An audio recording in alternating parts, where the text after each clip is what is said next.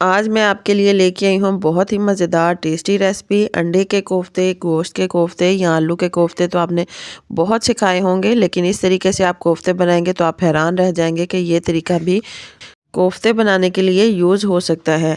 बहुत मज़े की रेसिपी बनती है, आप इसको ट्राई करें। आपको ज़रूर पसंद आएगी। अस्सलाम वालेकुम व्यूअर, खुश रहें आबाद रहें। चले जी, आज की हम अपनी रेसिपी स्टार्ट करते हैं। सबसे पहले मैंने यहाँ पर 4 अदद बॉयल एग्स लिए हैं। आप अपनी क्वांटिटी के मुताबिक ले सकते हैं। कश की मदद से मैं इनको कश करूँगी। जो कश का जो बड़ी वाली साइड होती है, जिसके सुराख बड़े होते हैं, उस साइड से हम कश करेंगे। इस तरीके से हम कश करेंगे। देखें, थोड़ा सा ये अंडे का जो साइज़ है वो बड़ा आ रहा है। सारे मैंने अंडे इसी तरीके से कश कर लिए हैं।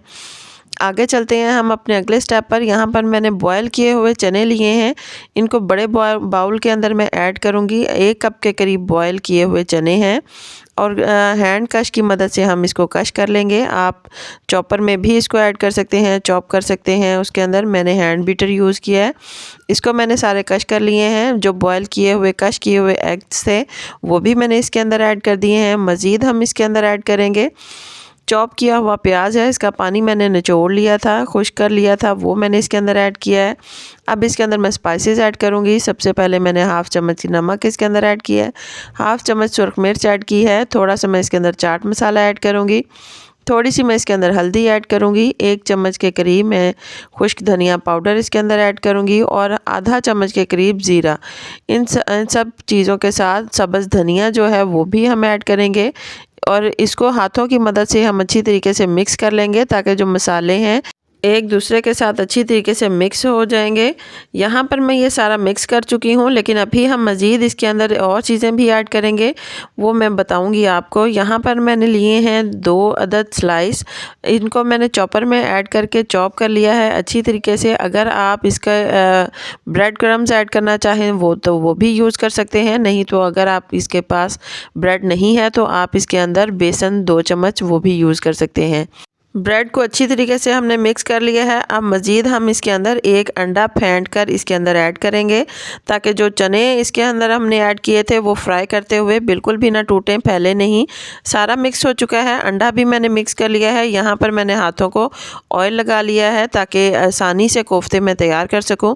थोड़ा सा मैंने मसाला हाथों के अंदर लिया है। इस तरीके से इसको मैं टैप करके गोल कर लूँगी, जैसे हम एक कोफ्ता तैयार करते हैं। बिल्कुल सर्कल सी छोटी सी बॉल हम तैयार करेंगे। बेहतरीन सी ये बॉल हमारी तैयार हो चुकी है। इसी तरीके से हम बाकी सारे कोफ्ते भी बना लेंगे। यहाँ पर मैं सारे कोफ्ते बना चुकी हूँ। देखें, बेहतरीन सी इनकी शेप आ चुकी है। बिल्कुल इक्वल मैंने शेप बनाई है। ऑयल गर्म हो चुका है। यहाँ पर अब हम ये सारे के सारे कोफ्ते जो हैं वो हम गोल्डन ब्राउन करेंगे।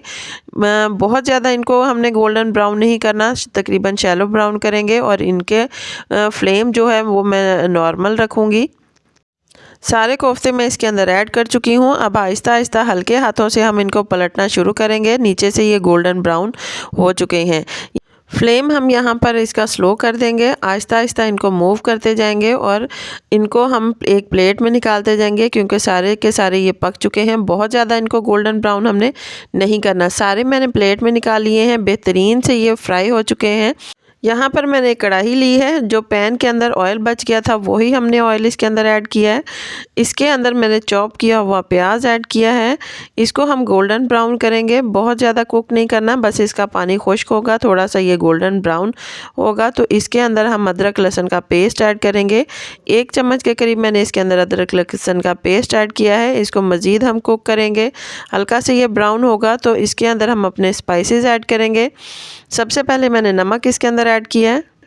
अब इसके अंदर मैं सुरख मिर्च ऐड करूंगी। सुरख मिर्च ऐड करने के साथ इसके अंदर थोड़ी सी मैं हल्दी ऐड करूंगी। इसको अच्छी तरीके से हम मिक्स करेंगे। बस हम यही चीज़ें इसके अंदर ऐड करेंगे। थोड़ा सा हम इसको कुक करेंगे तो इसके अंदर मैंने ये टमाटो की प्यूरी तकरीबन 2 अदद मैंने इसके अंदर टमाटर ऐड किए हैं। इसकी मैंने पेस्ट बना लिया है। इसके अंदर मैं ये ऐड करूँगी। इसको मज़ीद हम कुक करेंगे।